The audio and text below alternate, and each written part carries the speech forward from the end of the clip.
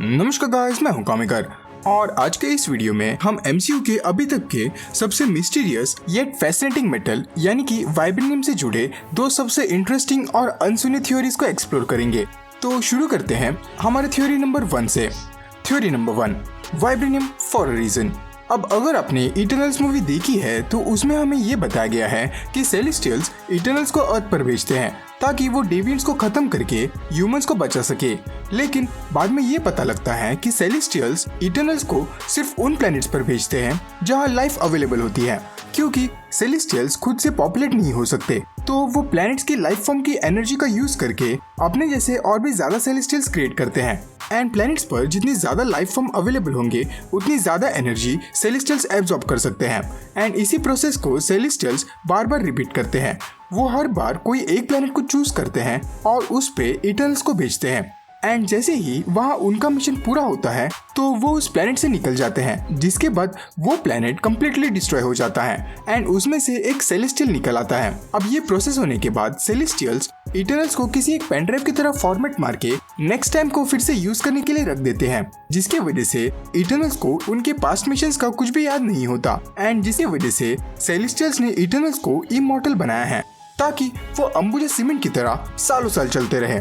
अब मूवी में ऐसा दिखाया गया है कि जब इटर्नल्स एक पर्टिकुलर प्लैनेट पर जाते हैं तो उस प्लैनेट पर बेसिकली दो चीजों की जरूरत होती है, एक सेलेस्टियल सीड की एंड सेकंड उस सीड को डेवलप करने के लिए एक पावर सोर्स की, जो उन्हें अर्थ के लाइफ फॉर्म से इजीली मिल जाती है। लेकिन इसके अलावा भी उन्हें एक और चीज की जरूरत होती है जिसे मूवी में डिस्कस नहीं किया गया है, एंड वो है एक स्ट्रॉन्ग एग शेल की, जिसमें वो सेलेस्टियल को बड़ा कर सकते हैं।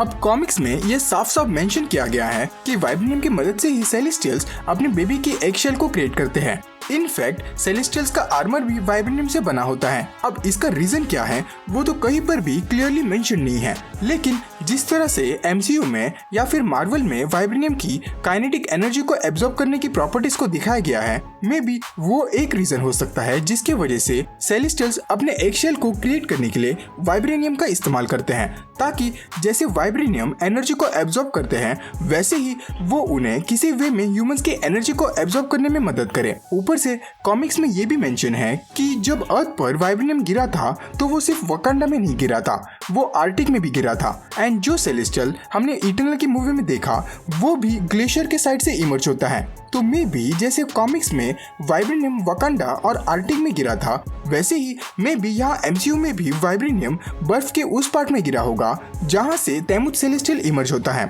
अब बात करते हैं हमारी थ्योरी नंबर 2 की। Theory number 2, fastus helped Wakandans.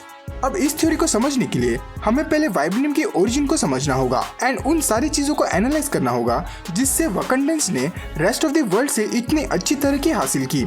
अब वैसे तो वाइब्रेनियम के ओरिजिन लगभग सभी लोग जानते हैं, तो मैं उसे ज्यादा डिटेल में एक्सप्लेन नहीं करूंगा। एमसीयू में वाइब्रेनियम 10 लाख साल से भी पहले एक मीटियोर के फॉर्म में आउटर स्पेस से अफ्रीका के वकांडा में गिरता है, जिसके बाद वकांडन्स ने वाइब्रेनियम का यूज करके बहुत ही ज्यादा एडवांस टेक्नोलॉजीज डेवलप करी। ऑल्सो उन्होंने खुद को आउटर वर्ल्ड से भी आइसोलेट किया ताकि वाइब्रेनियम की ताकत बाहर किसी के भी हाथ ना लगे। एंड ये हमें एमसीयू में मूवीज के थ्रू दिखाया गया है। बट अब प्रॉब्लम ये है कि अगर वाइब्रेनियम वकांडा पर 10 लाख साल से भी पहले गिरा था तो उनको आज की ये टेक्नोलॉजी डेवलप करने के लिए इतना टाइम क्यों लगा। मतलब आप इससे ही अंदाजा लगा सकते हो कि एमसीयू में जो बाकी के नेशंस हैं उन्हें arc reactor, flying suits, nanotech जैसी चीजें डेवलप करने के लिए बस 2000 साल लगे। मैं बीसी एरा को कंसिडर नहीं कर रहा, क्योंकि most of the technological developments human evolution में उसके बाद से ही शुरू हुई, मोस्टली 1800 से 2020 के बीच। एंड वो भी उन्होंने बिना वाइब्रेनियम की मदद से इतनी एडवांस टेक्नोलॉजीज को डेवलप किया, वेयरएज वकांडा ने ये एडवांस टेक्नोलॉजी बस 60 से 70 सालों पहले ही बनाई। क्योंकि ब्लैक पैंथर की मूवी के फ्लैशबैक में जब किंग तचाका एंजुबो को मिलने जाता है तब वो अपनी फ्लाइंग कार ले जाते हैं, विच मीन्स कि इनके पास इतने साल वाइब्रेनियम होने के बाद भी ये रेस्ट ऑफ द वर्ल्ड से सिर्फ 60 से 70 साल आगे हैं। चलो 100 पकड़ लो, लेकिन ये फिर भी काफी नहीं है, क्योंकि अगर वाइब्रेनियम की वजह से ही इनकी एडवांसमेंट हुई है तो इनको इतना एडवांस होना चाहिए था जितना कि कोई सोच ना सके। एग्जाम्पल के लिए हम महाभारत ले लेते हैं। क्योंकि बहुत से रिसर्चर्स एंड साइंटिस्ट का मानना है कि महाभारत में जो भी वेपन्स और साइंस को यूज किया गया था वो आज के इस समय से काफी ज्यादा एडवांस था, इतना ज्यादा एडवांस कि आज हम उन्हें स्टोरीज के रूप में सुनते हैं। वेल आई नो कि it's not just a story, लेकिन मैं बस यहाँ एक एग्जांपल दे रहा हूँ, तो कोई भी यहाँ ऑफेंड मत हो जाना। अब वकांडा की जो सो कॉल्ड एडवांस टेक्नोलॉजी है उसे डेवलप होने के लिए इतने साल क्यों लगे, इसका पहला पॉसिबल एक्सप्लेनेशन ये हो सकता है कि इन्हें वाइब्रेनियम की मिरेकुलस प्रॉपर्टीज का पता बाद में चला हो, बाद में इन द सेंस 1800 से 2000 के बीच, और तब तक उन्होंने नॉर्मल ह्यूमन एवोल्यूशन को फॉलो किया। अब उन्हें वाइब्रेनियम के प्रॉपर्टीज का पता आइदर खुद से चला होगा या फिर उन्हें इसके प्रॉपर्टीज के बारे में किसी और ने आकर सिखाया होगा, जिसकी वजह से ये लोग बाकी कंट्रीज के कंपैरिजन में उस टाइम के बाद ज्यादा फास्ट डेवलप होने लगे। अब इटरनल्स मूवी के स्टार्टिंग में ही जब फेस्टोस स्टीम इंजन बनाता है और उसे बाकी ह्यूमंस को देने वाला होता है, तब एजैक और बाकी के इटरनल्स उसे ह्यूमन काइंड को देने के लिए मना करते हैं, क्योंकि स्टीम इंजन का कॉन्सेप्ट उनके खुद के दिमाग के ऊपर से जा रहा था। तो उन्हें लगा कि अगर टाइम से पहले ह्यूमंस को कोई चीज दी जाए तो वो भी उन्हें समझ नहीं पाएंगे, जिसकी वजह से फेस्टोस उस समय उन्हें ज्यादा एडवांस टेक्नोलॉजी से मदद नहीं करता। एंड ऊपर से जब ह्यूमंस खुद के खून के प्यासे बन जाते हैं तब सभी इटरनल्स यहाँ वहाँ चले जाते हैं। अब वो हजारों सालों तक कहाँ कहाँ जाते हैं वो पूरी डिटेल में दिखाया नहीं गया है, लेकिन वो थ्रू आउट द हिस्ट्री में अलग अलग लोकेशंस पर होते हैं। एंड मे बी इन्हीं लोकेशंस में से एक लोकेशन पर फास्टोस गया हो, विच इज वकांडा।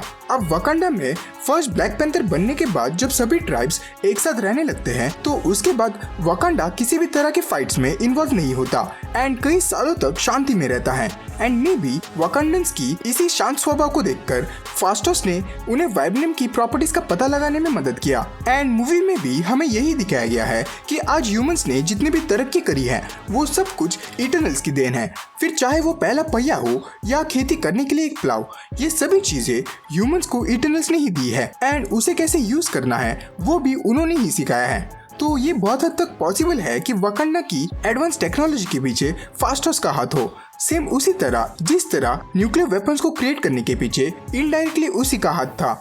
ऑल्सो ये भी पॉसिबल है कि फास्टोस ने ही हॉवर्ड स्टार्क को वाइब्रेनियम का वो पोर्शन दिया होगा जिससे आज कैप्टन अमेरिका की लेजेंडरी शील्ड बनी है, क्योंकि अगर ये थ्योरी थोड़ी भी सही है तो उस टाइम पीरियड के अराउंड वकांडन्स के अलावा फास्टोस ही वो अकेला इटरनल था जिसे वाइब्रेनियम और उसकी शक्तियों का पता था। सो जब फास्टोस बाद में वकांडा छोड़कर जाता है तब वो मे बी वाइब्रेनियम का एक छोटा सा टुकड़ा हॉवर्ड स्टार्क को सप्लाई करता है, ये देखने के लिए कि बाहरी देश के लोग उसके हेल्प के बिना उस वाइब्रेनियम के साथ क्या करते हैं। ऊपर से आज 20 साल बाद भी मार्वल के किसी भी मूवी में इसका क्लियर एक्सप्लेनेशन नहीं है कि जो वाइब्रेनियम हॉवर्ड स्टार्क को मिला था वो उसे किसने दिया।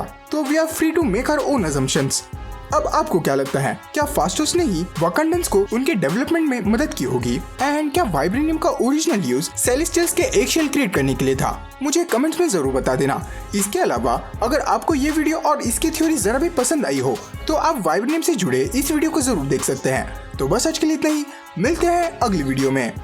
I can make my money flip like 1, 2, 3. Fly around the world down in New Delhi.